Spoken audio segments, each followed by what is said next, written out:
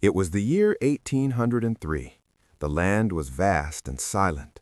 The map was mostly empty white space stretching toward the Western Ocean.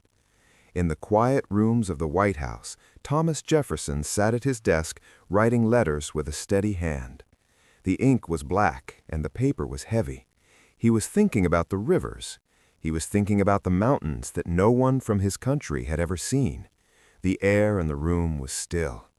Outside the window, the trees swayed gently in the wind. It was a time of slow preparation. Meriwether Lewis was a young man with a serious face. He began to prepare for a journey that would be long and quiet. He traveled to Harper's Ferry. The roads were dusty and the wagon wheels turned slowly over the stones. He needed supplies. He needed rifles and tomahawks and knives. He stood in the armory and looked at the metal. He counted the items one by one. There was no rush. Everything had to be counted. He ordered 15 rifles. He ordered 24 tomahawks. He checked the weight of the steel. The days passed slowly as the blacksmiths worked. The sound of the hammer on the anvil was rhythmic, like a clock ticking. Clang and clang and clang. Lewis waited. He wrote lists in his journal. He listed the weight of the powder. He listed the weight of the lead. He planned to carry the powder in lead canisters. When the powder was gone, the canisters could be melted down to make bullets. It was a practical thought. It was a slow process. He calculated the weight, 52 pounds of lead. The sun rose and the sun set. The river flowed nearby. The Potomac River moved steadily toward the sea. The water was gray and calm. Lewis ordered flints for the rifles. He ordered 4,200 flints. He counted them in his mind. He thought about the rain and the damp air. He ordered oiled linen to keep things dry. He ordered boxes and crates. The lists grew longer. He needed clothing for the men. He ordered flannel shirts. He ordered coats. He ordered shoes. He thought about the cold nights to come. He thought about the wool scratching against the skin. He ordered beads and mirrors to give as gifts. He ordered sewing needles and thread. He ordered ink and paper to write down what they would see. The preparation took weeks. The weeks turned into months. It was now late in the spring. The leaves were green on the trees. The air was warm and humid. Lewis traveled to Philadelphia. The carriage rocked back and forth. The horses trotted slowly along the dirt road. In Philadelphia, he met with men of science. They talked about the stars. They talked about the plants. They talked about navigation. Lewis learned how to use a sextant. He learned how to use a chronometer. He looked at the numbers on the brass instruments. He practiced measuring the horizon. The math was slow and precise. He had to be patient. He visited a doctor to learn about medicine. He bought pills and salves. He bought tourniquets and lancets. He packed them carefully into wooden boxes. The smell of the medicine was sharp and clean. He bought portable soup. It was a thick paste that could be boiled in water. He bought 193 pounds of it. He thought about the long winter nights when there would be no fresh meat. The soup would be warm. The soup would be filling. He continued to buy things. He bought fishing hooks and lines. He bought mosquito netting. He knew the insects would be thick near the water. The netting was white and fine. He folded it carefully. He bought gifts for the people they would meet. He bought brass buttons and red cloth. He bought tobacco. The list was endless. It was a mountain of supplies. Finally, he went to Pittsburgh. It was the end of summer.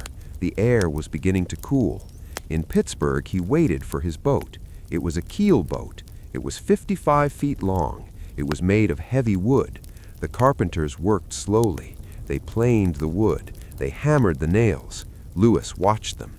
He was impatient, but the work could not be rushed. The boat had a mast and a sail.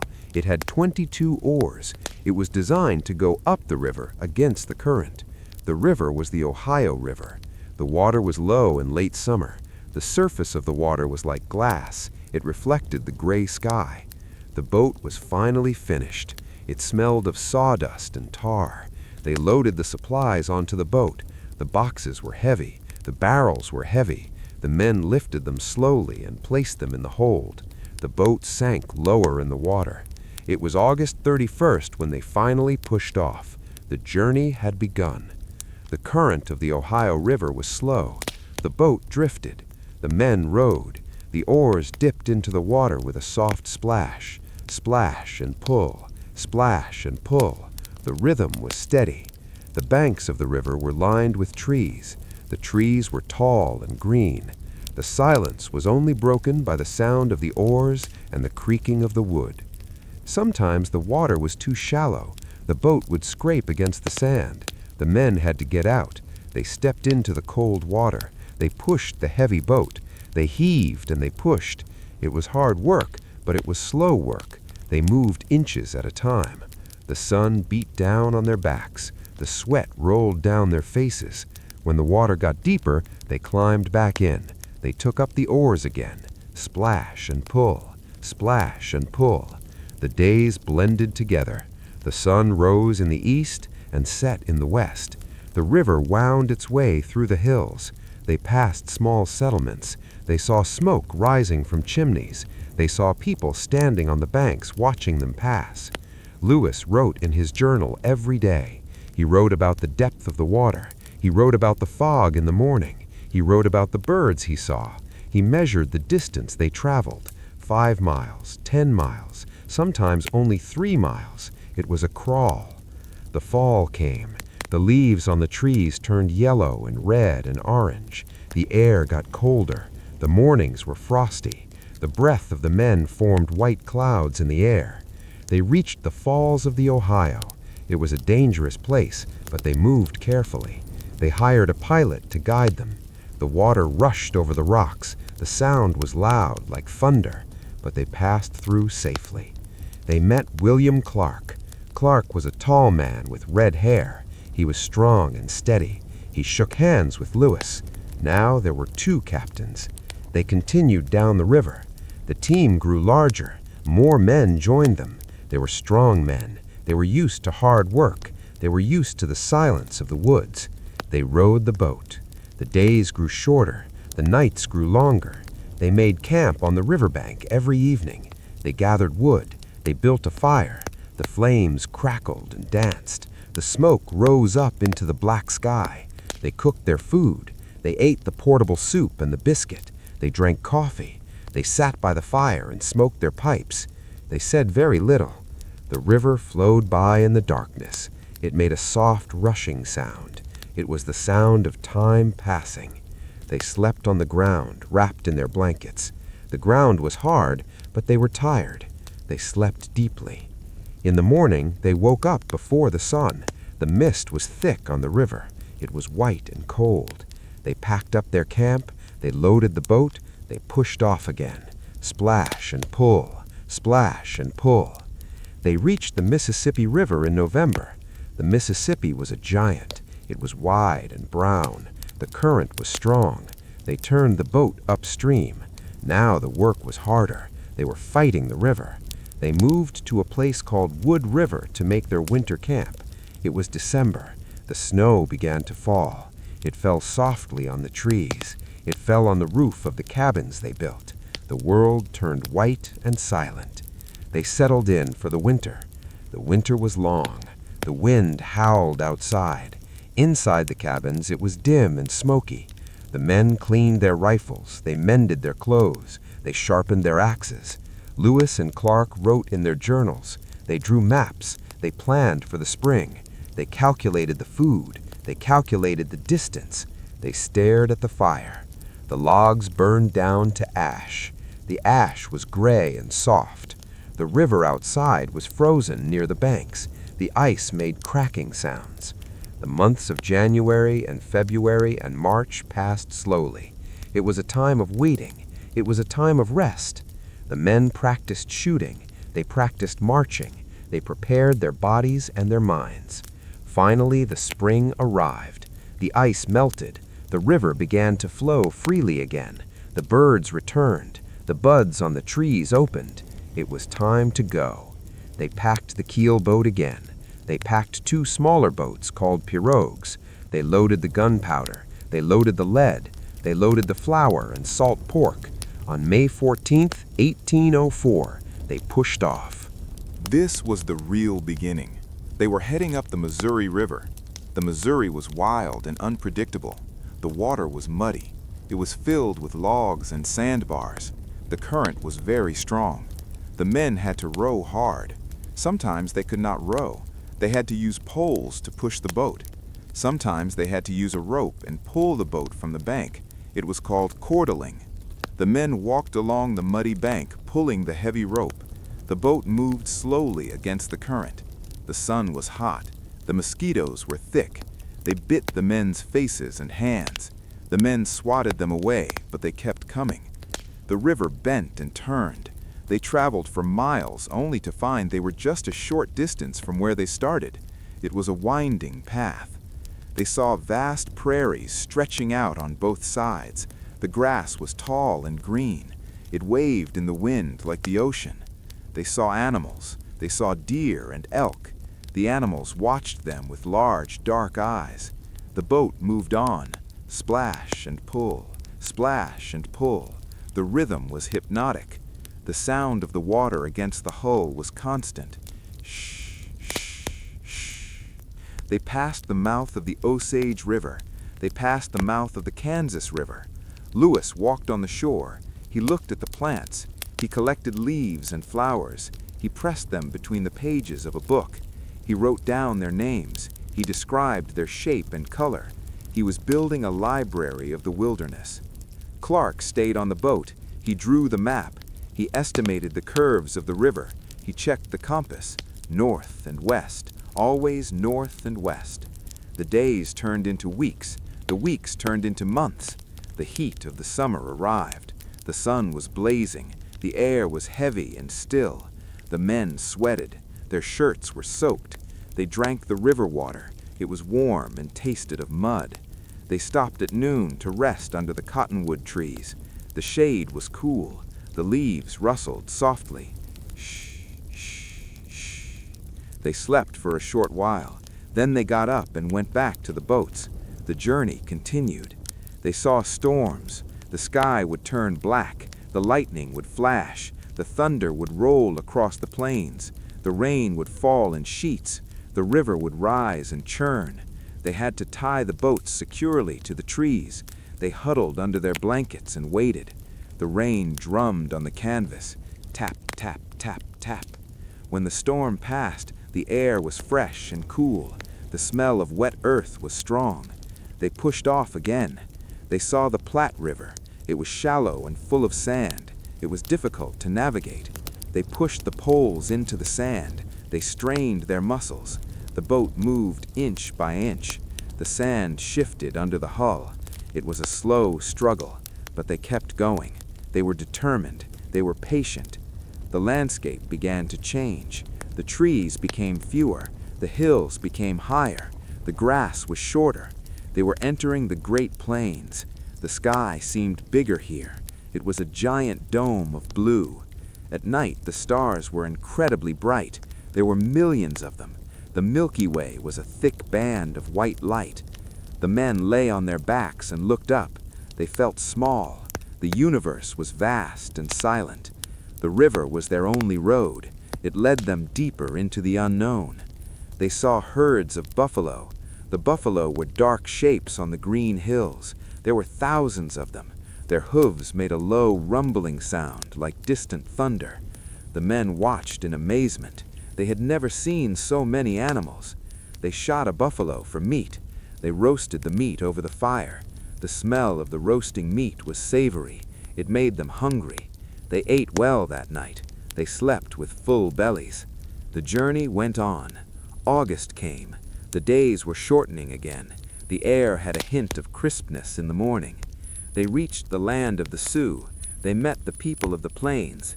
They held councils. They smoked the peace pipe. The smoke drifted up into the air. They gave gifts. They gave the medals and the tobacco. The meetings were slow and formal. There were speeches. There were translations. It took hours. It took days. Lewis and Clark observed everything. They wrote it all down. They described the clothes the people wore. They described the lodges they lived in. They described the language. Nothing was too small to be noted. They moved on. They passed the Bad River. They passed the Cheyenne River. The landscape was rugged. The bluffs along the river were high and steep. They were made of clay and stone. The colors were gray and brown and black. The wind eroded the earth into strange shapes. It looked like an ancient ruined city. The boat drifted past these silent monuments. The only sound was the wind whistling through the ravines. It was a lonely sound. The men pulled their coats tighter. The winter was coming again. They needed to find a place to stop. They reached the Mandan villages in late October. The villages were large. There were earth lodges shaped like domes. Smoke rose from the center of each lodge. The people watched them arrive. Lewis and Clark decided to build a fort nearby. They called it Fort Mandan. They cut down cottonwood trees. They dragged the logs through the snow. They built 2 rows of huts. They built a high fence around them. The work was hard and heavy. The axes chopped into the wood. Chop, chop, chop. The walls rose slowly. By November, the fort was finished. They moved in. The snow was deep.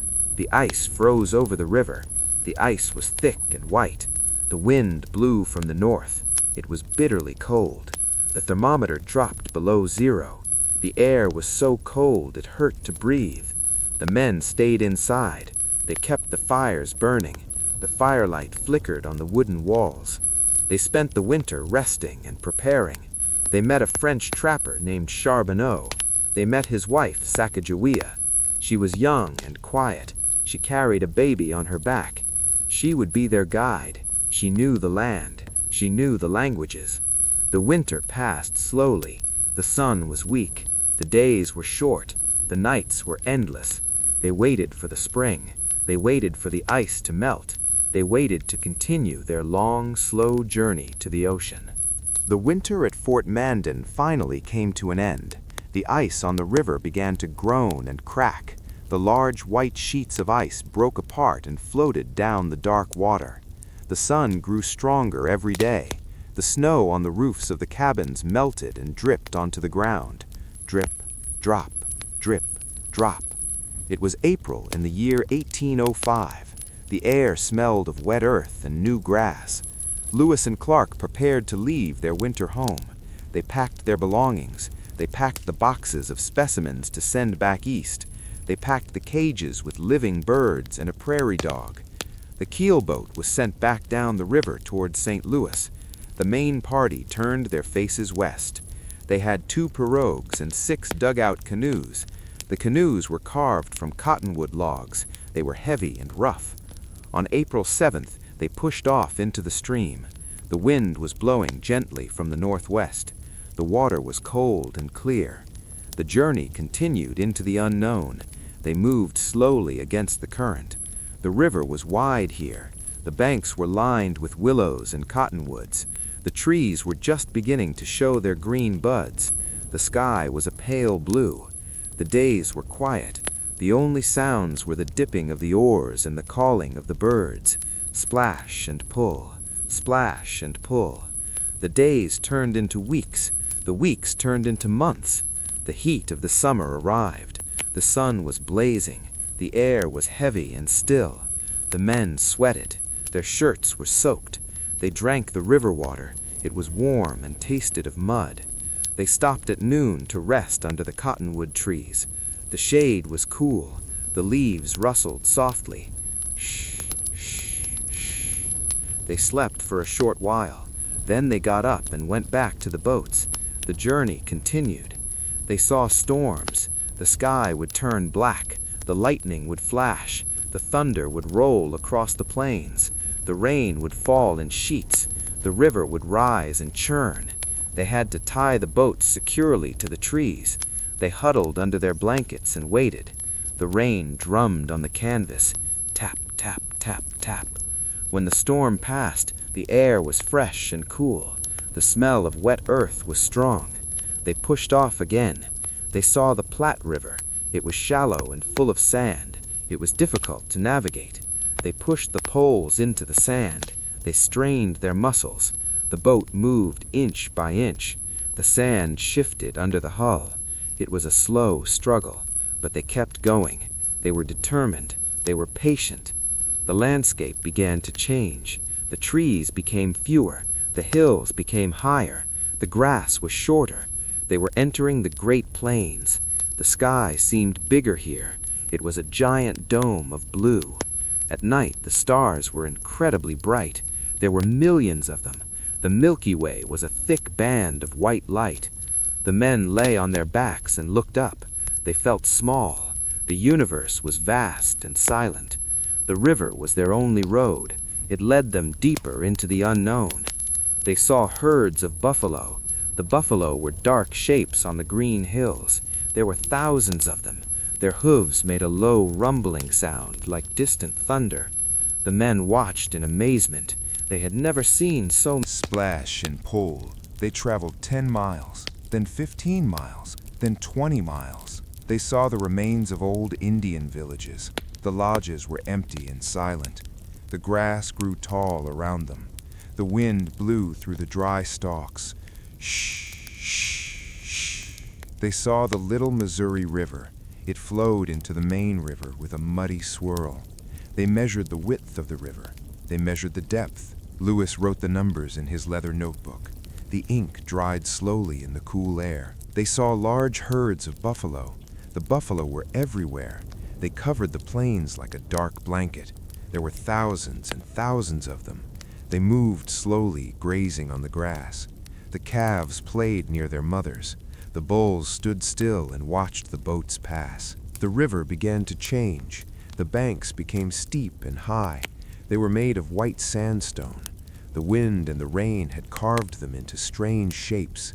Some looked like towers. Some looked like castles. Some looked like faces. Lewis called them the White Cliffs. The boats floated past these silent stone giants. The sun shone on the white stone. It was bright and dazzling. The men had to squint their eyes. The river twisted and turned. The current grew stronger. The men had to get out of the boats and tow them. They walked in the water. The water was up to their waists. It was cold. The mud sucked at their boots. Squish and step, squish and step. The rope dug into their shoulders. They leaned forward and pulled. The boats moved slowly against the flow. It was hard labor. It was slow labor. They stopped to rest on the sandbars. They ate their lunch of dried meat and hard biscuits. They drank the river water. They watched the clouds drift across the sky. The clouds were white and puffy. They looked like cotton. They moved on. They entered a land that was dry and rugged. The trees were gone. There was only sagebrush and prickly pear cactus. The cactus had sharp spines. It grew low to the ground. The men had to be careful where they walked.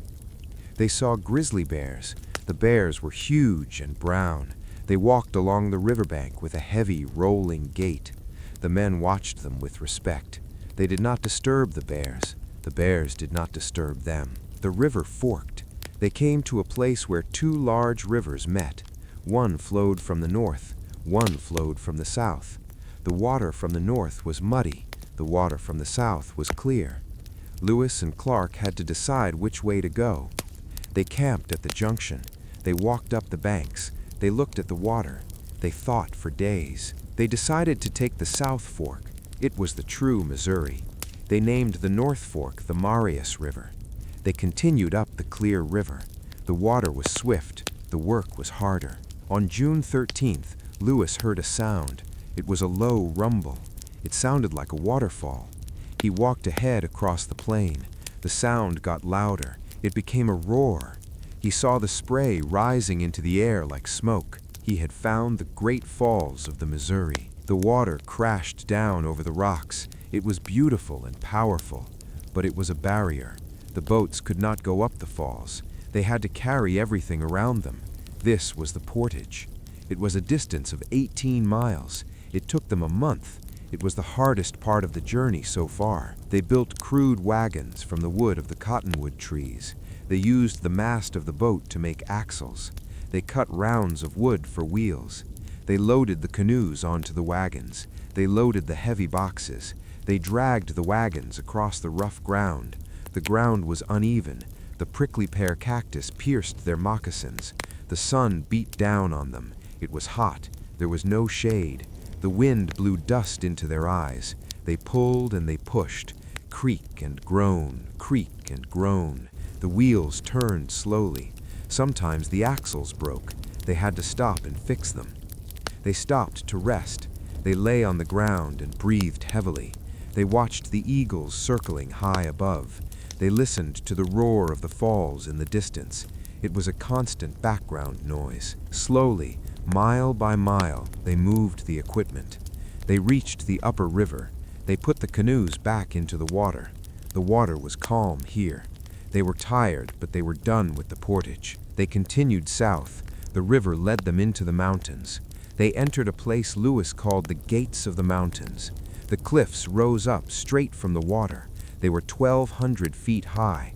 The rock was dark and gray. The river was narrow and deep. The sun could not reach the water. It was shadowy and cool. The sound of the oars echoed off the stone walls. Echo and splash, echo and splash. It felt like a cathedral. It was silent and grand. They moved through the canyon. The mountains opened up. They saw 3 rivers coming together to form the Missouri. Lewis named them. He named one the Jefferson. He named one the Madison. He named one the Gallatin. They took the Jefferson River. It was shallow. The water was cold and clear. The bottom was covered with smooth stones. The canoes scraped against the stones. Scrape and drag, scrape and drag. The men had to walk in the water again. The stones were slippery. The water was freezing. It came from the melting snow on the high peaks. They were getting closer to the source. They needed horses. They knew the Shoshone people lived here. They needed horses to cross the great mountains that lay ahead. Lewis went ahead on foot. He walked alone. He wore his buckskin clothes. He carried his rifle and a flag. He scanned the horizon. He looked for smoke. He looked for trails. He saw nothing but the empty land. The mountains loomed in the west. They were tall and jagged. They were covered in snow. They looked like a wall of white and gray. Lewis walked for days. He climbed the ridges. He looked down into the valleys. The wind blew hard at the top of the ridges. It whistled through the pine trees. Woo, woo, woo. Finally, he saw a rider. It was a Shoshone man on a horse. Lewis waved his blanket. He signaled peace. The rider stopped. He watched Lewis. Then he turned and rode away. Lewis followed. He found the village. The people were cautious. They had never seen a white man before. Lewis sat with the chief. His name was Kamiawait. They smoked the pipe. They talked with sign language. Lewis asked for horses. He waited for Clark to arrive with the boats. When Clark arrived, there was a surprise. Sacagawea recognized the chief. It was her brother. She had not seen him in many years. She cried with joy. It was a happy reunion. But the time for resting was short. The summer was ending. The nights were getting cold. The frost was on the grass in the mornings. They bought horses from the Shoshone. They bought 29 horses. The horses were small but strong. They packed their supplies onto the horses. They sank their canoes in the river with rocks to hide them. They would come back for them later. They turned their faces toward the mountains. The path was steep. The trees were thick. The pine needles covered the ground. It was soft and silent under the trees. The horses climbed slowly. Clop, clop, clop. The air grew thinner.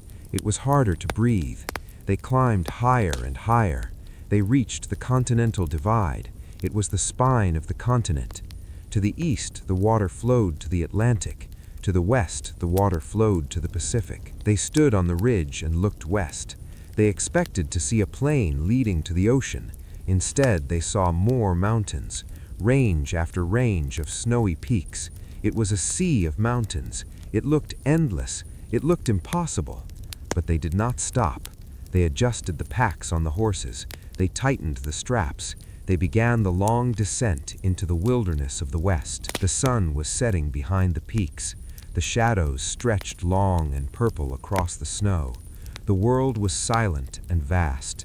They walked on, step by step, into the cold evening, into the history of the land. The view from the ridge was endless mountains. The peaks were covered in snow. The wind blew cold against their faces. They began the descent. The path was steep and rocky. The horses stumbled on the loose stones, clatter and slide, clatter and slide. They moved down into the valley. The air was slightly warmer here. They followed a small creek. The water bubbled over the rocks. They met the Salish people in a valley called Ross's Hole. They traded for more horses. The horses were fresh and strong. They rested for a short time. Then they turned north toward the Lolo Trail. This was the way across the mountains. It was an old trail used by the natives. It was narrow and dangerous.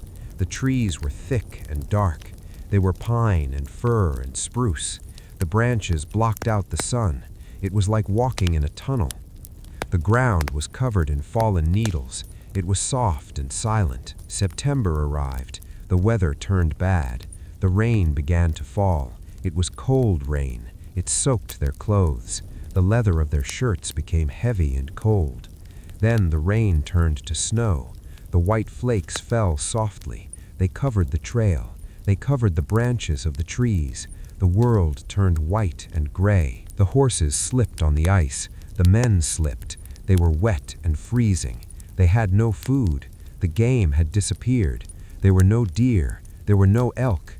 They ate the portable soup. It was not enough. They were hungry. Their stomachs rumbled. They melted snow to drink. The water was icy. They marched on, step by step. The snow got deeper. It was up to their knees. They had to stop and brush the snow off the The fire hissed as the snow fell into it. Hiss and pop, hiss and pop. They killed a colt to eat. It was a hard choice, but they were starving. The meat gave them strength. They kept moving. 7 days passed. 8 days passed. They saw no end to the trees. Finally, they reached a ridge. They looked out to the west. They saw a prairie.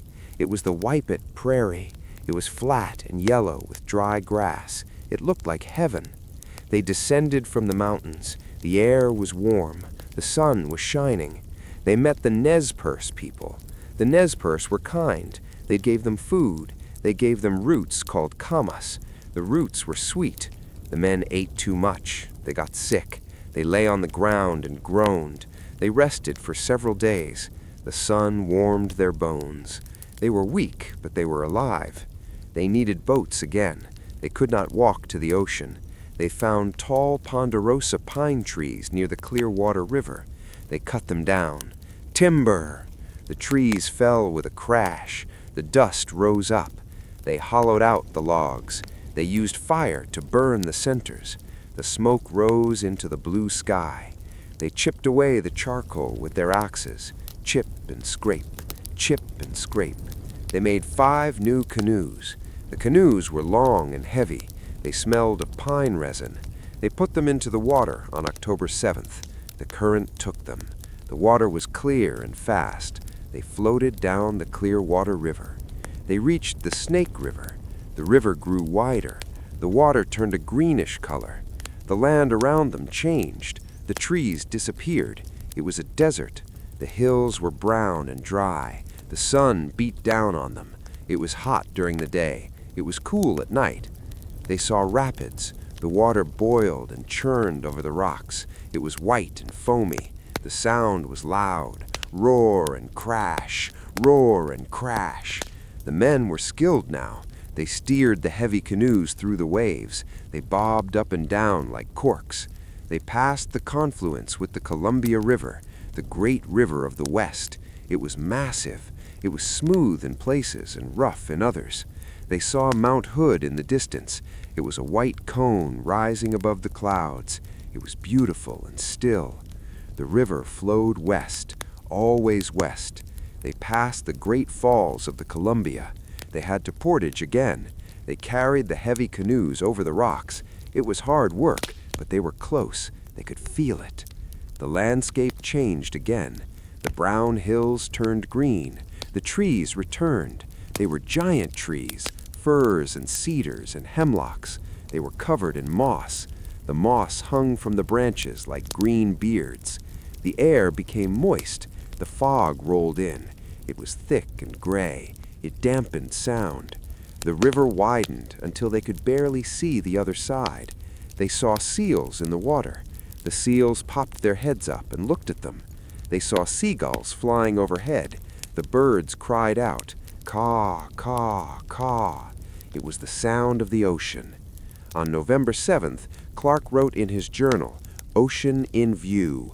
Oh, the joy." They saw the gray horizon line where the water met the sky. The waves were big. They rolled in from the deep ocean. Crash and hiss, crash and hiss. They had made it. They had walked across the continent. But the journey was not over. The rain started. It rained every day. It rained all night. The water fell in sheets. The wind blew hard from the ocean. The waves tossed the canoes. They had to land on the shore. They were stuck there for days. They were wet and miserable. Their clothes were rotting. The leather was falling apart. They ate dried fish. They wanted fresh meat. They voted on where to spend the winter. They decided to cross the river to the south side. They found a sheltered spot near a small river. They called it the Netul River. They began to build again. They cut down the giant trees. The wood was wet. It was heavy. They split the logs. They built a fort. They called it Fort Clatsop. It was named after the local tribe. The fort had 2 rows of rooms. It had a parade ground in the middle. It had a gate. By Christmas, the fort was finished. They moved inside. The roof leaked a little, but it was dry enough. The fire was warm. The smoke drifted up through the chimney. Outside, the rain continued to fall. Patter, patter, patter. It rained almost every day that winter. The sky was always gray. The trees were always dripping. Drip, drop, drip, drop. They made salt. They sent men to the ocean beach with kettles. They boiled the ocean water. The water evaporated. The white salt remained. It tasted like the sea. They scraped it into jars. It was precious. They hunted elk. The elk were in the forest. The meat was lean. They ate elk meat and salt. They made new clothes. They made moccasins from the elk skin. They made hundreds of pairs. They knew the journey home would be long. They wrote in their journals. They drew pictures of the fish. They drew pictures of the plants. They drew maps of the coast. The ink flowed smoothly on the paper. The candle flame flickered. The winter passed slowly. January, February, March. The rain never stopped. The wind never stopped. The sound of the ocean was always there, a low rumble in the distance. Finally, the sun appeared for a few days. The birds began to sing. The buds on the trees swelled. It was time to go back. They packed their canoes. They packed the salt. They packed the journals. They left Fort Clatsop on March 23, 1806. They turned the boats east, against the current, against the river. They began the long, slow row home. The river flowed past them. The trees watched them go. The history was written. The land was silent again. The story was done. The bows of the canoes cut through the water. It was late March in the year 1806. They were leaving the ocean behind. They were heading home. But the river was against them. The Columbia River flowed west, and they had to go east. The current was strong and heavy. The men pulled on the oars, splash and pull, splash and pull. Their muscles ached. The rain continued to fall. It was the wet season. The clouds were gray and low. The water dripped from their hats. It dripped from their noses.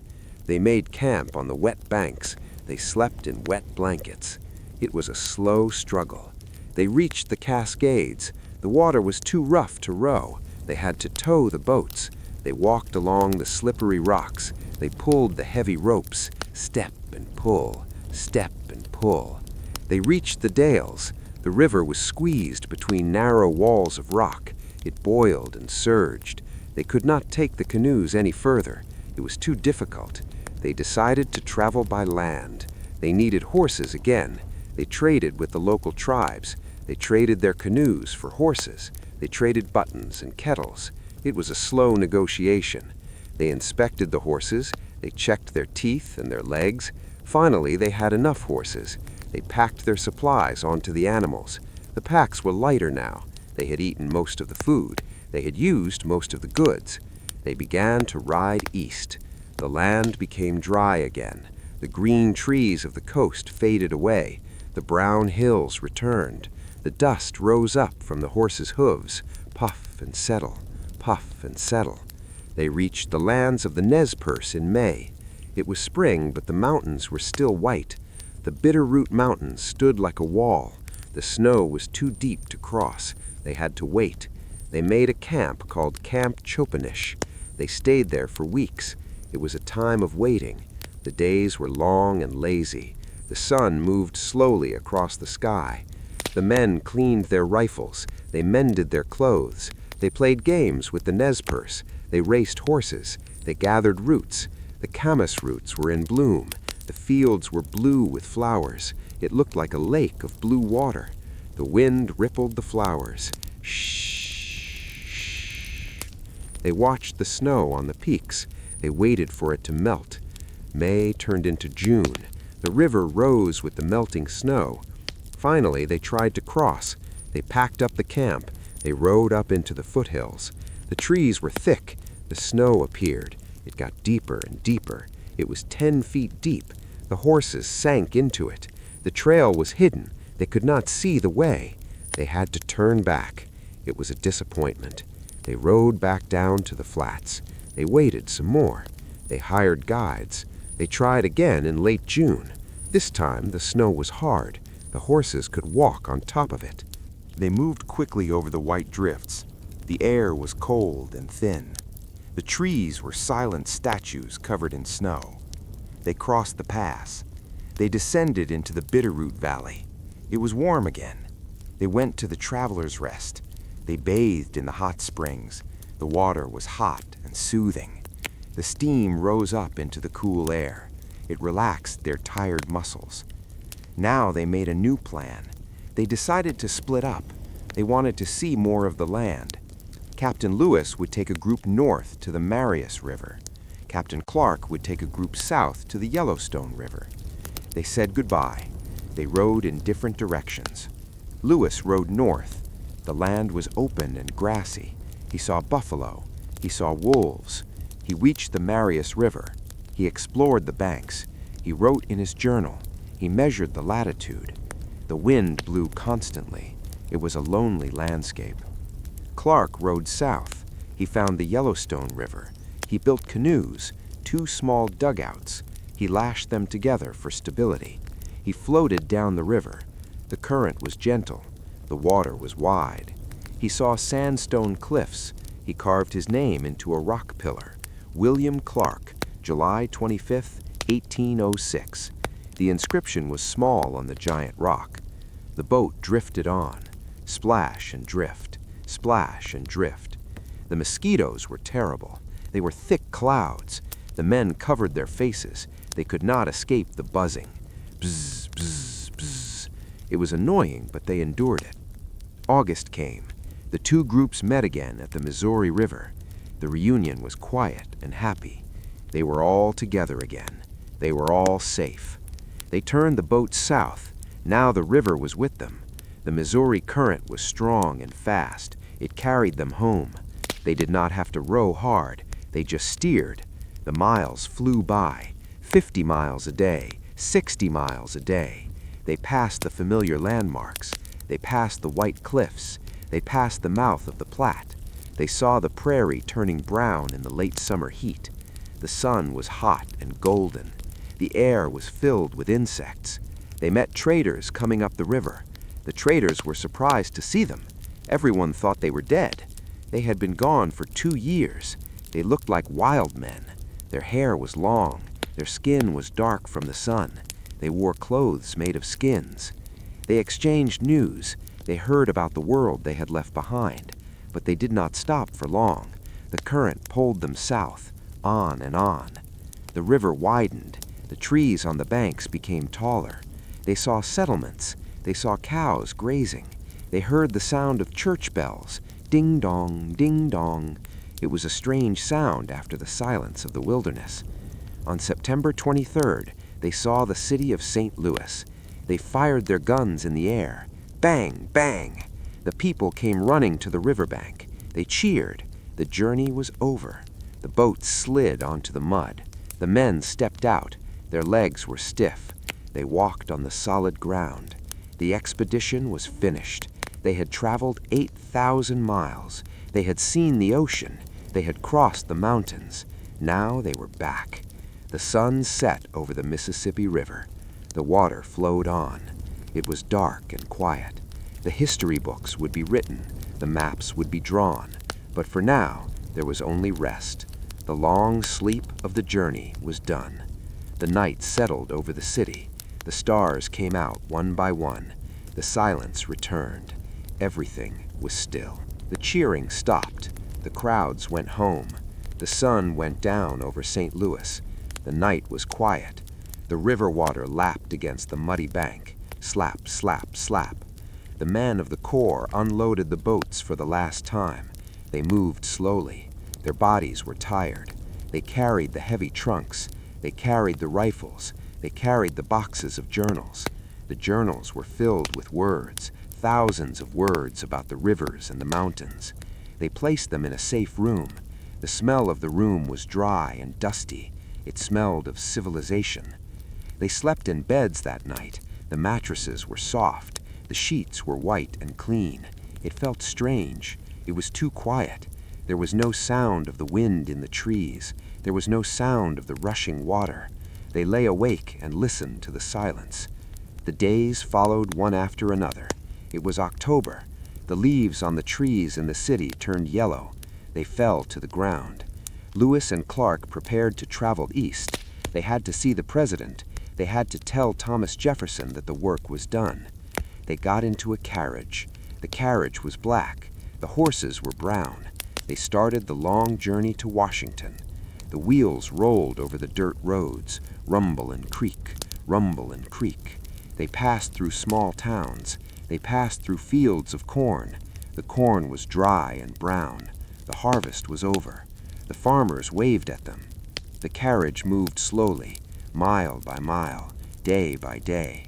They reached Kentucky. They visited family. They sat by the fire and told stories. The fire crackled.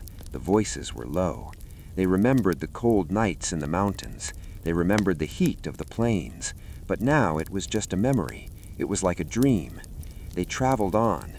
They reached Washington City in the winter. The city was quiet. The streets were muddy. They walked to the president's house. They entered the room where it all began. Thomas Jefferson was waiting. He stood up. He smiled. They shook hands. The room was warm. There were maps on the walls, but the maps were empty. Now they could fill them in. The work of drawing began. Clark sat at a large desk. He spread out a large piece of paper. It was white and clean. He took a pen.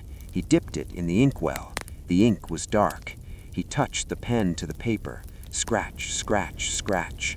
He drew the line of the Missouri River.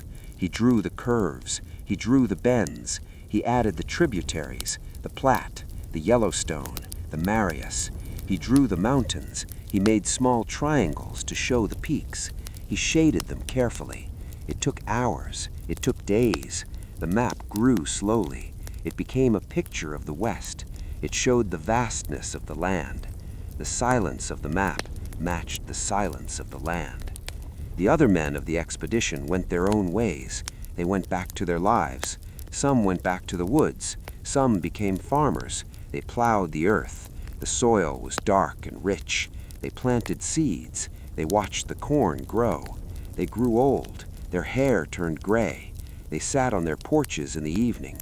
They smoked their pipes. The smoke drifted up into the air. They looked at the sunset. They remembered the river. They remembered the sound of the oars. Splash and pull, splash and pull. The years passed. 1810, 1820. The world changed. Cities grew. Roads were built. But the mountains remained the same. The snow still fell on the peaks. The wind still blew through the pine trees. Whoo, whoo, whoo. The rivers still flowed to the ocean. The water never stopped. It was a cycle. rain and snow and river and sea. The story of the journey was written in books. The books were placed on shelves. The dust settled on them. The library was quiet. The pages turned yellow with age. The ink faded slightly, but the words remained. The memory remained. The land was there, waiting, silent, eternal. The sun rose and set. The seasons turned. Winter, spring, summer, fall. The great wheel of time turned slowly, round and round, and the sleep of history covered everything.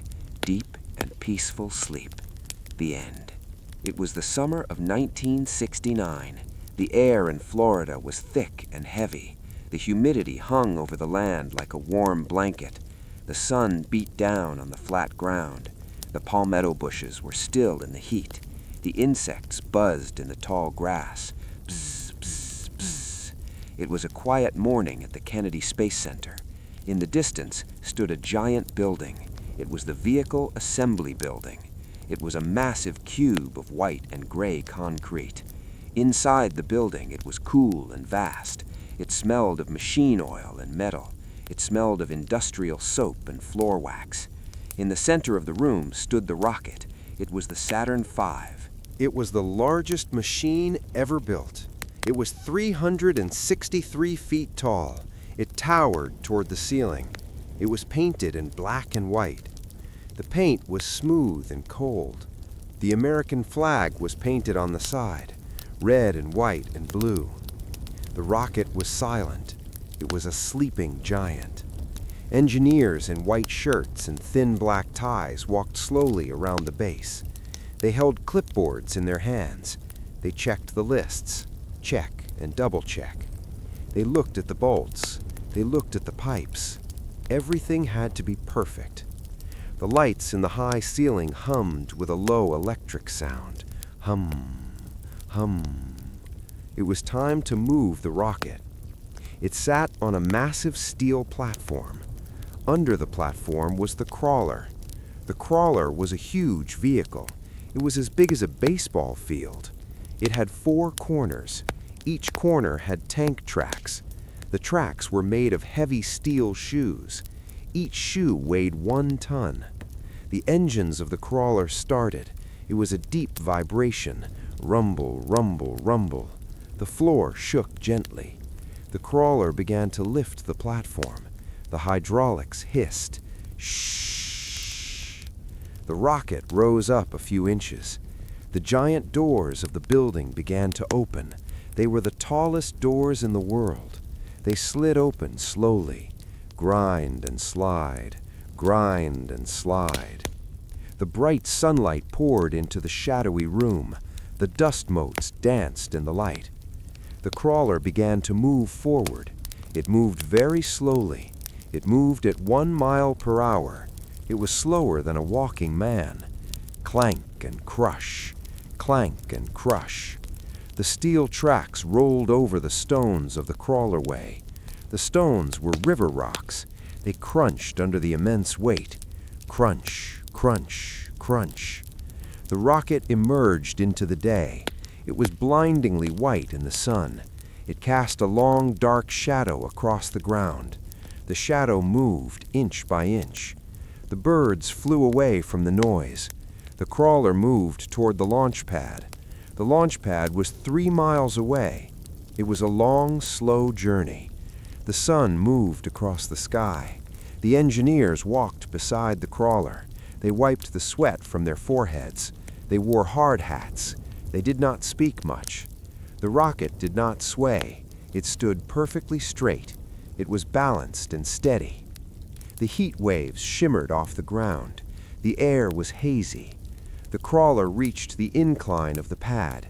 The engines groaned louder. The gears turned. It pushed the rocket up the hill. Finally, it stopped. The brakes hissed. The rocket was set down on the concrete. The crawler backed away. The rocket stood alone against the blue sky. The ocean was nearby. The waves of the Atlantic rolled onto the sand. Splash and hiss, splash and hiss. The sea breeze blew gently. It cooled cooled the metal skin of the rocket. The sun began to set. The sky turned purple and orange. The lights on the launch tower turned on. They were bright xenon lights. They bathed the rocket in a white glow. It looked like a monument. The moon rose over the water. It was full and round. It looked down at the machine. The destination was waiting. The night was quiet. The crickets chirped in the marsh. Chirp, chirp, chirp. The countdown had not started yet. It was the time of preparation. The astronauts were sleeping in their quarters. Neil Armstrong, Buzz Aldrin, Michael Collins. They were resting. The fuel trucks arrived. They drove slowly to the pad. The trucks were large and silver. They carried liquid oxygen. They carried liquid hydrogen. The hoses were connected. The fuel was pumped into the tanks. It was very cold. Ice formed on the outside of the rocket, white flakes of frost. They fell off and drifted in the wind. The rocket groaned as the metal contracted, creak and groan. The vapors vented from the side. They formed white clouds that drifted away. It was July 16th. The morning came early. The sun rose again. The sky was clear. The birds began to sing. The crowds began to gather far away. They set up their chairs on the beaches. They set up their telescopes. They waited. The astronauts ate their breakfast. They put on their suits. The suits were white and bulky. They walked to the van. The van drove them to the pad. They took the elevator up the tower. It was a long ride up. They looked out at the view. The world looked flat and green. They climbed into the capsule. It was small and cramped. They strapped into their seats. The hatch was closed. Click and lock. Now they waited. The countdown clock was ticking. T-minus 2 hours. T-minus 1 hour. The voice of the launch controller was calm. It came over the radio. Static and voice. Static and voice. The systems were checked. Guidance is go. Navigation is go. The rocket was alive now. It was humming with power. The steam poured off the sides. It looked like a beast breathing. The seconds ticked away. 10, 9, 8, 7. Ignition sequence start. 6, 5, 4. The engines lit up.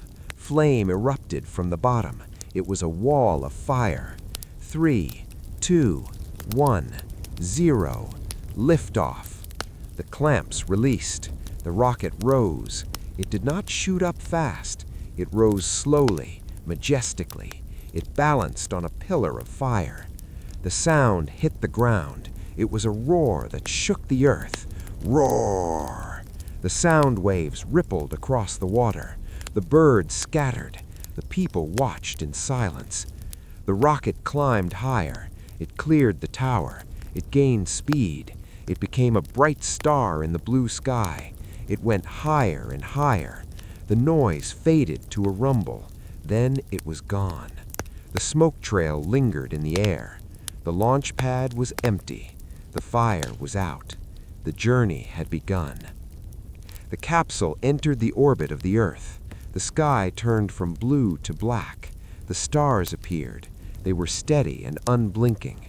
The astronauts floated in their seats. The pencil floated. The checklist floated. There was no gravity. It was silent in the vacuum of space. The only sound was the hum of the fans and the breathing of the men. In and out. In and out. They looked out of the window. They saw the Earth. It was a blue marble. It was covered in white clouds. It was beautiful and small. They fired the engine again. Translunar injection. They left the Earth behind. They headed for the moon. The journey took 3 days. It was a slow drift through the dark. The sun shone on one side of the ship. The other side was in shadow. The ship rotated slowly, like a barbecue spit. It kept the temperature even, round and round. They slept in the ship. They ate dried food. They talked to Houston. The radio signals took time to travel. There was a delay. Beep and silence, beep and silence. The moon got bigger in the window. It was gray and cratered. It looked dead and cold. It filled the view. They entered the moon's orbit. They went behind the moon. The radio cut off. They were alone, truly alone. They saw the dark side of the moon. It was rugged and mountainous. No one had ever seen it before. The radio came back on. They prepared the lander. It was called the Eagle. It looked like a gold spider. Armstrong and Aldrin climbed into the Eagle. Collins would wait for them. The Eagle detached. It floated away. It spun slowly. The legs extended. They descended toward the surface. The computer flashed alarms. 12:02 alarm. 12:01 alarm. They were busy. They ignored the fear. They focused on the numbers. The fuel was running low. 60 seconds. 30 seconds. Armstrong looked for a flat spot. The ground was covered in rocks. He steered the ship. He hovered. Dust blew out from the engine. It silently swept across the gray surface. Contact light. Engine stop. The Eagle settled. The legs compressed. They were down. The date was July 20th. The time was 4:17 p.m. Houston, Tranquility Base here. The Eagle has landed. The words traveled through space. They traveled to the Earth. The people cheered, but on the moon it was silent. The dust settled. The sky was black. The sun was bright. The shadows were long. They waited. They prepared to go out. They put on their helmets. They depressurized the cabin. The air hissed out. Shh. Armstrong opened the hatch. He climbed down the ladder. He moved slowly. The gravity was weak. He reached the bottom. He put his boot on the dust. That's one small step for man, one giant leap for mankind. He walked on the moon. He bounced. It was like a dream. The dust was fine like powder. It stuck to his boots. Aldrin came down. It was time to leave. They ate a cold breakfast. They drank water from a tube. They checked the switches. Click and flip. Click and flip. They checked the guidance computer. The numbers glowed green. They put on their helmets again. They locked them into place. Snap and twist. They were ready. The engine of the ascent stage ignited. There was no flame visible outside, just a burst of gas.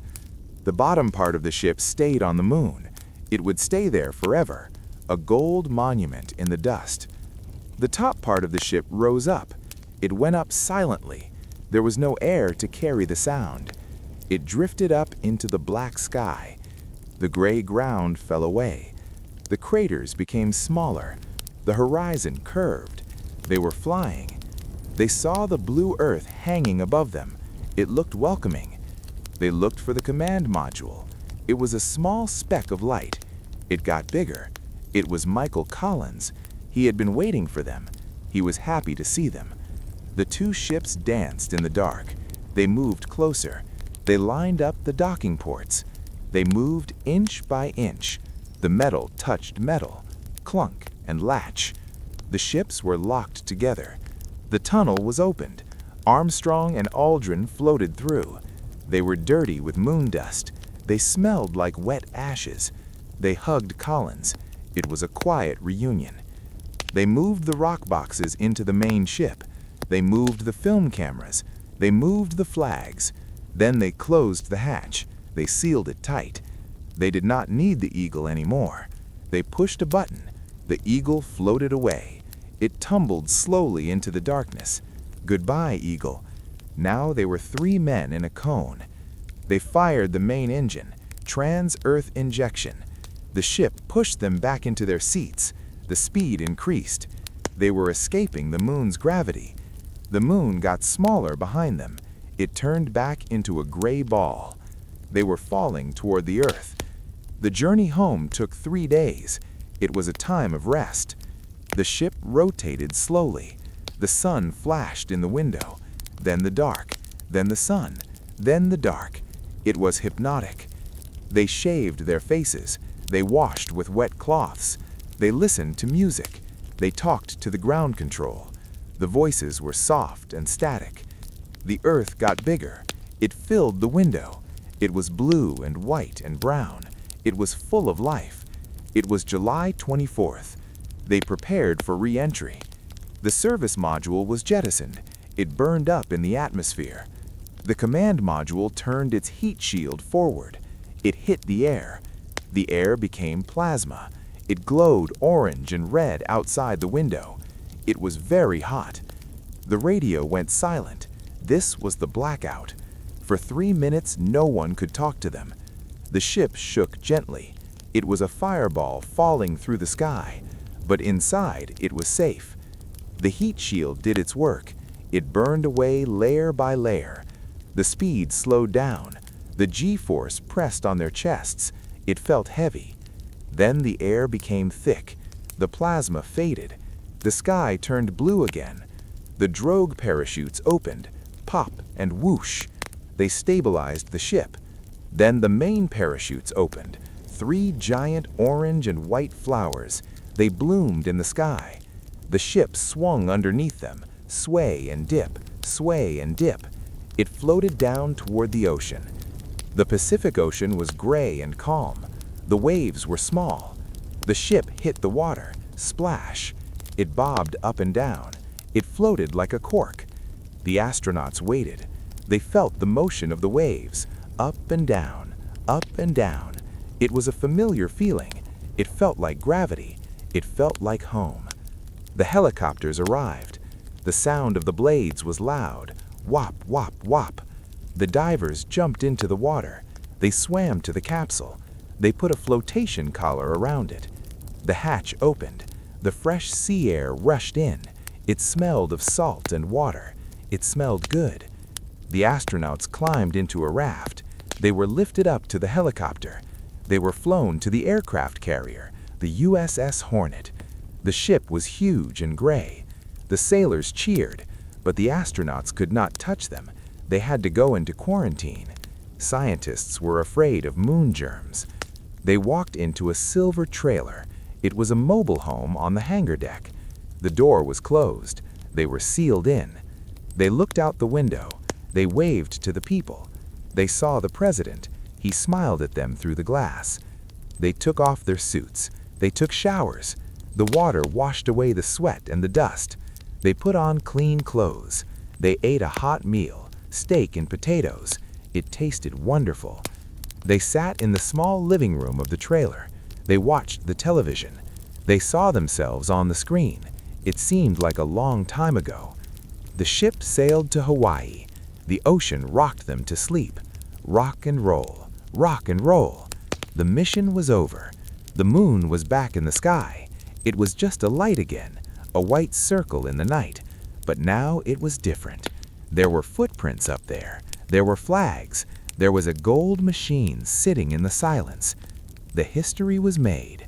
The astronauts lay in their bunks. The hum of the ship's engines was a steady lullaby. They closed their eyes. The earth hold them. The gravity hold them. They were home. They slept. The world slept.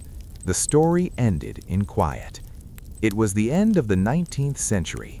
The year was 1896. The town was Dayton, Ohio. The streets were lined with elm trees. The leaves were green and thick. The houses were made of wood and brick. They sat quietly in the summer heat. Inside one of these houses lived 2 brothers. Their names were Wilbur and Orville. They were quiet men. They wore dark suits and stiff white collars. They were always neat. They owned a bicycle shop. The shop was on West 3rd Street. It smelled of rubber and machine oil. It smelled of metal filings and sawdust. The air inside was cool and dim. The brothers worked slowly. They fixed the chains of the bicycles. They patched the tires.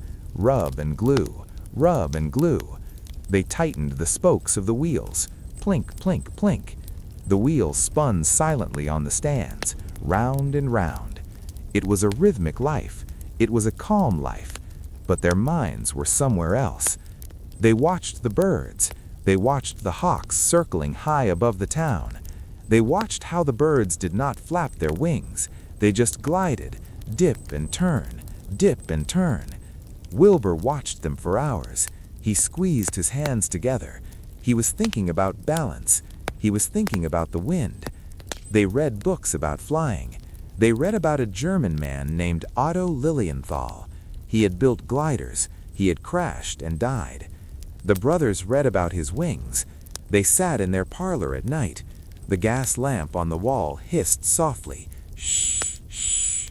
The light was yellow and warm. They talked about the problem of flight. They did not want to just float like a balloon. They wanted to steer like a bird. They wanted control. They used a small cardboard box to demonstrate a theory. Wilbur twisted the box. The ends bent in opposite directions.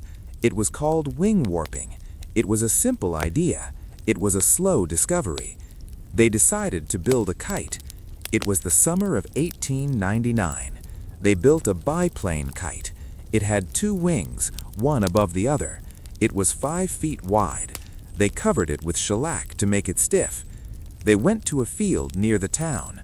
The grass was long and soft. The wind blew gently. They flew the kite.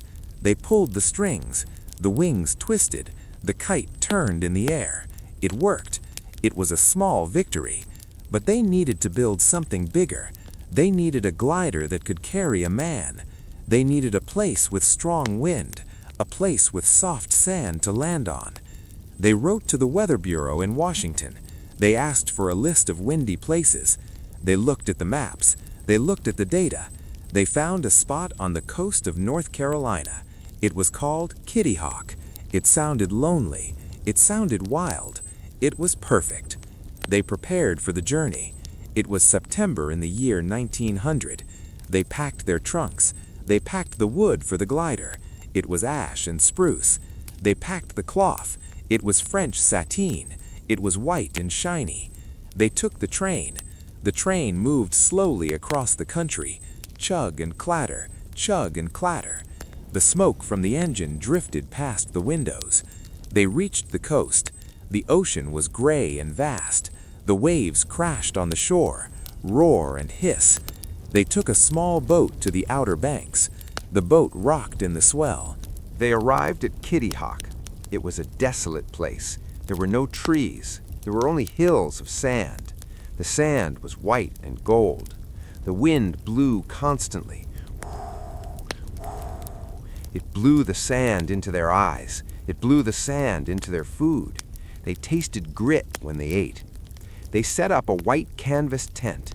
It flapped in the wind. Flap, flap, flap. This was their home. They began to assemble the glider. They worked carefully. They joined the wood with metal clips. They stretched the fabric over the ribs. They sewed it tight. Stitch and pull, stitch and pull. The glider looked like a giant white bird. It was 17 feet wide. They carried it up the dunes. The sand was soft. Their feet sank in. Step and sink, step and sink. It was hard work. They reached the top of a hill. They held the glider by the ropes. The wind caught the wings. The glider rose up. It pulled on the ropes. It wanted to fly. They tested it as a kite first. They watched how it moved. They measured the angle of the strings. They wrote the numbers in their small notebooks. The sun went down over the ocean. The sky turned purple and orange. The stars came out. They were bright and clear. The brothers sat by their campfire. The wood crackled, pop and snap. They drank tea from tin cups. They listened to the ocean. The rhythm of the waves was steady. Crash and silence, crash and silence. They slept in the tent. The ground was hard. The wind shook the canvas walls. But they were happy. They were learning. They stayed for a few weeks. Then they packed up. They went back to Dayton, back to the bicycles, back to the smell of oil. But they were not finished. They were just starting. They spent the winter thinking. They spent the winter calculating. They returned to Kitty Hawk the next year, 1901. They brought a bigger glider. It had a 22-foot wingspan. They built a wooden shed to live in. It was better than the tent. It had a roof. But the mosquitoes were terrible. They were thick clouds of buzzing insects. Bzz, bzz. The brothers wrapped themselves in blankets. They wore nets over their heads. They suffered, but they worked. They flew the glider. Wilbur lay on the bottom wing. He steered with his hips. He glided down the hill. Whoosh and land, whoosh and land. The sand sprayed up when he hit the ground. It was exciting, but it was not perfect. The glider did not turn well. It spun out of control. They were frustrated. They sat on the sand and looked at the machine. They thought the math was wrong. They thought the books were wrong. They packed up again. They went home. They were tired. Wilbur said that man would not fly for 1,000 years. He was discouraged. But the winter in Dayton was long. They had time to think. They built a wind tunnel in the back of the shop. It was a long wooden box. It had a glass window on top. They put a fan at one end. The fan was powered by a gas engine. Chug, chug, chug. The fan blew air through the box. Whir, whir.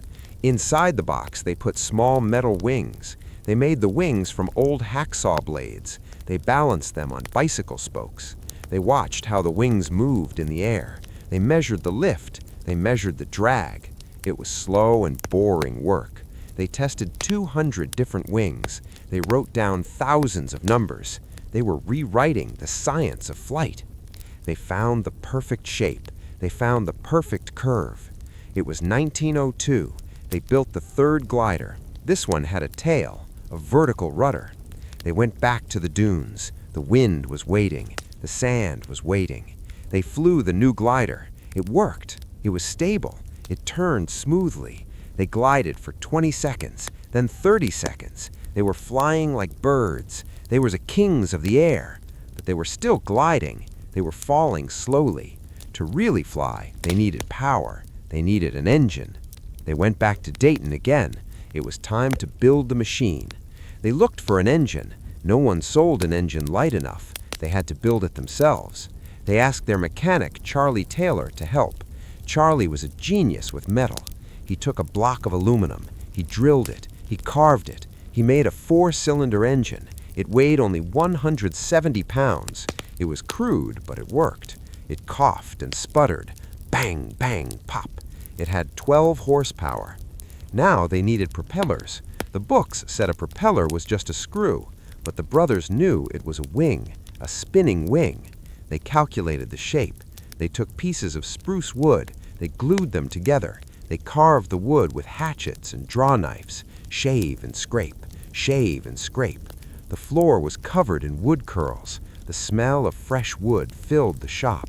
They sanded the propellers until they were smooth as glass. They painted them with aluminum paint. They were beautiful. It was 1903, the final year. They packed the parts. They packed the engine. They packed the propellers. They took the train to the coast. They took the boat. They arrived at Kitty Hawk in September. The weather was bad. It rained. It stormed. The wind howled. The shed leaked. They were cold and wet. But they assembled the machine. It was called the Flyer. It was made of wood and cloth and wire. It had 2 wings. It had the engine on the lower wing. It had 2 propellers pushing from behind. It looked fragile. It looked like a box kite. They waited for the weather to clear. They waited for the parts to be fixed. A propeller shaft broke.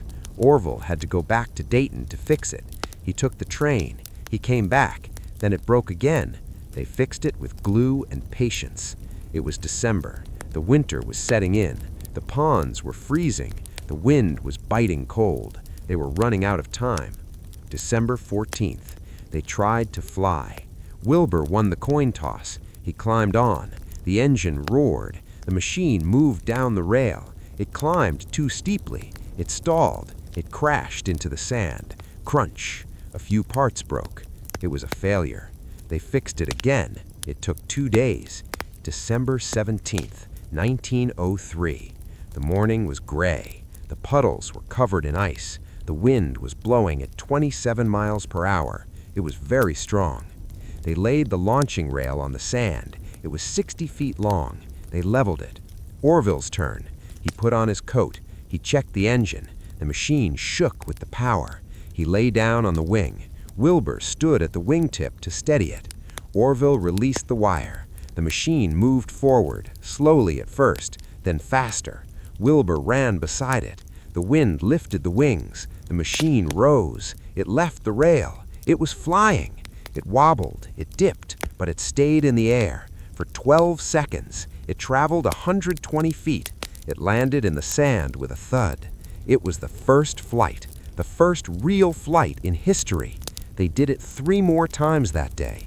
The last flight was 59 seconds. It was over. The wind gusted. It flipped the machine over. It smashed the ribs. The flyer would never fly again. But it didn't matter. They had done it. They walked back to the shed. They were cold. They were hungry. But they had changed the world. They sent a telegram to their father. Success. 4 flights Thursday morning. They ate their dinner quietly. The ocean roared outside. The wind blew the sand. The age of flight had begun in the silence of the dunes. The year was 1904. The location was a narrow strip of land between 2 great oceans. To the north was the Atlantic.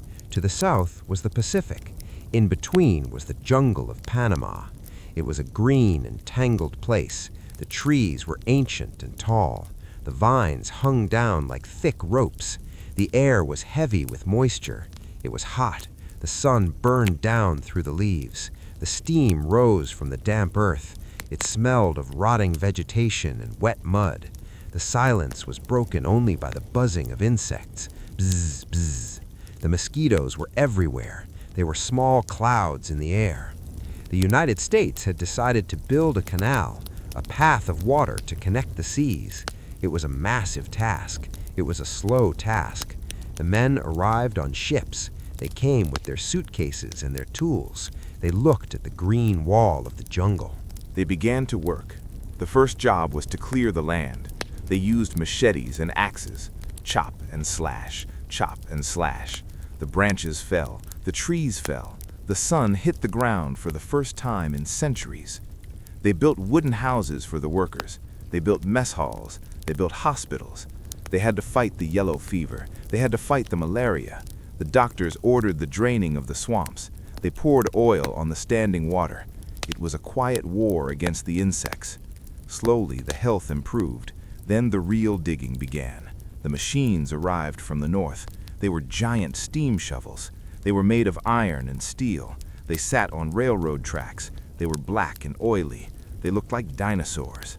The firemen shoveled coal into the bellies of the machines. Scrape and throw, scrape and throw.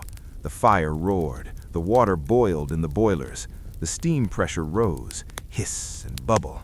The operators pulled the heavy levers, clank and grind. The long arms of the shovels reached out. The buckets had steel teeth.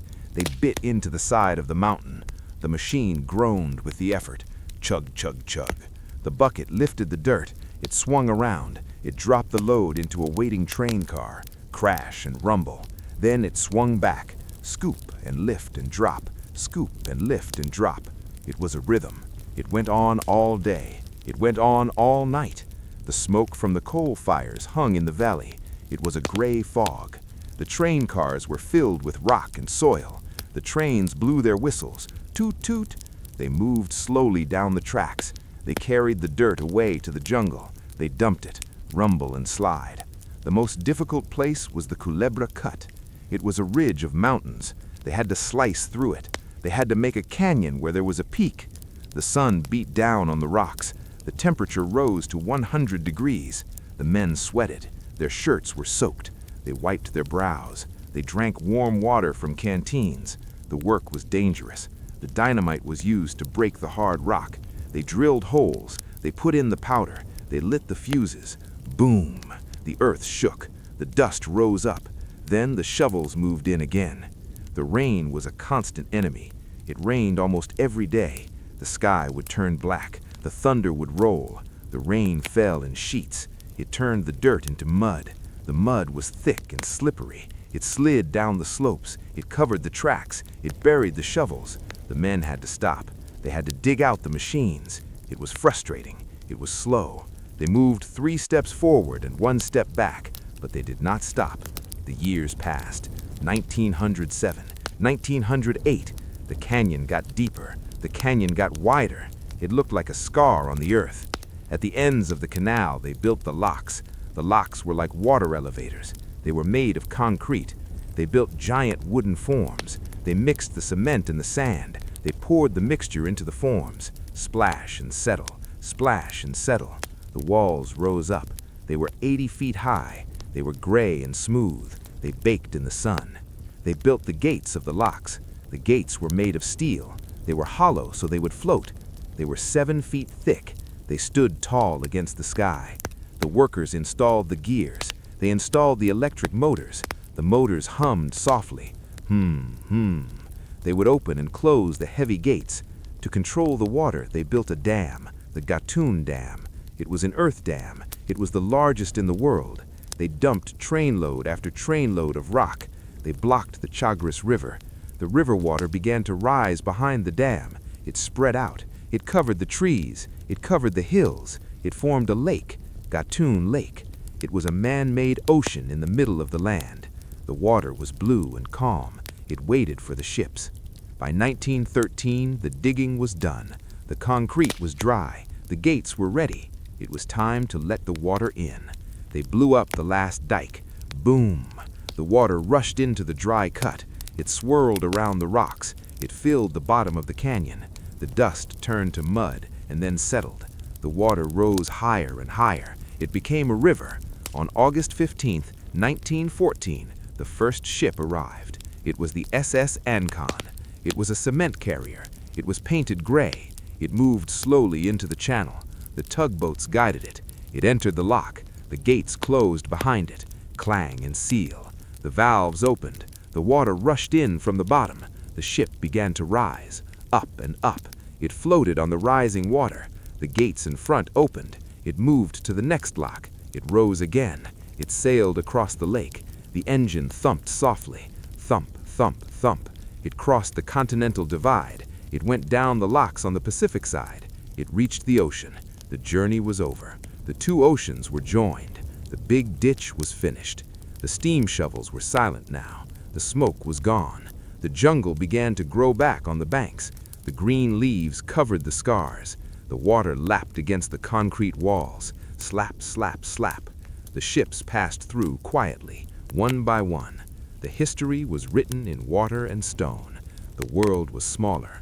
The night fell over the canal. The tropical stars came out. The water reflected the light. Everything was still. It was the year 1930. The city was New York. The streets were crowded with cars and people. The air was filled with the sounds of horns and engines. But on Fifth Avenue, there was a different sound. It was the sound of destruction. They were tearing down the old Waldorf Astoria Hotel. The walls were coming down, brick by brick, stone by stone. The dust rose up into the air. It was a gray cloud. The trucks carried away the rubble. Rumble and bounce, rumble and bounce. They cleared the ground. It was a deep hole in the rock. The bedrock of Manhattan was hard and gray. It was called mica schist. The men drilled into the rock, drill and bore, drill and bore. They prepared the foundation. They poured the concrete. It was wet and heavy. It settled into the forms. It hardened into stone. Now the building could begin. The steel arrived from trucks from Pittsburgh. The beams were huge and heavy. They were painted red to stop the rust. The cranes lifted them up. The cables grew tight, creak and groan. The beams floated in the air. They swung slowly. The iron workers waited for them. They were called sky boys. They walked on the narrow beams. They were high above the street. They did not look down. They grabbed the steel. They guided it into place. Clank and settle. They bolted the pieces together. It was a giant puzzle. The frame rose up. 1 floor, 2 floors, 5 floors. The rhythm was steady. The most important sound was the rivet gun. It was the song of the building. Rat-a-tat-tat, rat-a-tat-tat. There were 4 men in a rivet gang. The heater stood by a small fire. He heated the rivet until it was red hot. It glowed like a coal. He picked it up with tongs. He threw it through the air. It was a streak of fire. The catcher stood on the beam. He caught the hot rivet in a tin bucket. Clink. He picked it up with tongs. He put it in the hole. The bucker-upper held a heavy bar against it. The gunman pulled the trigger. The hammer hit the metal. rat-a-tat-tat. The noise was loud. It echoed off the buildings. They drove thousands of rivets, millions of rivets. The building grew taller. It rose at a rate of 4 stories a week. It was a race towards the sky. The trucks brought the stone. It was limestone from Indiana. It was gray and soft. The masons laid the blocks, mortar and stone, mortar and stone. They covered the steel skeleton. They put in the windows. There were 6,000 windows. The glass reflected the clouds. The sun shone on the chrome strips. They shone like silver. The building went higher. The air got colder. The wind blew harder. The men wore wool coats. They warmed their hands over the fires. They ate their lunch on the beams. They looked at the city below. The cars looked like toys. The people looked like ants. They went back to work. Lift and place, heat and throw, hammer and seal. They reached the 80th floor, then the 85th, then the 86th. They built the mast on top. It was meant for airships. It was a needle in the sky. It was 1,250 feet high. It was the tallest thing in the world. The work was finished in 1931. It took only 1 year and 45 days. The last rivet was driven. It was made of gold. The crowds cheered, but then the workers went home. The tools were packed away. The cranes were taken down. The building stood silent. It was a mountain of stone and steel. The lights came on at night. It glowed in the darkness. The fog rolled in from the harbor. It wrapped around the top of the tower. The city slept below. The traffic faded. The noise faded. The Empire State Building stood watch, rigid and still, a monument to the slow and steady work of hands. The wind whistled through the antenna. Woo, woo. The clouds drifted past. The history was set in steel. The night was calm. The world was quiet.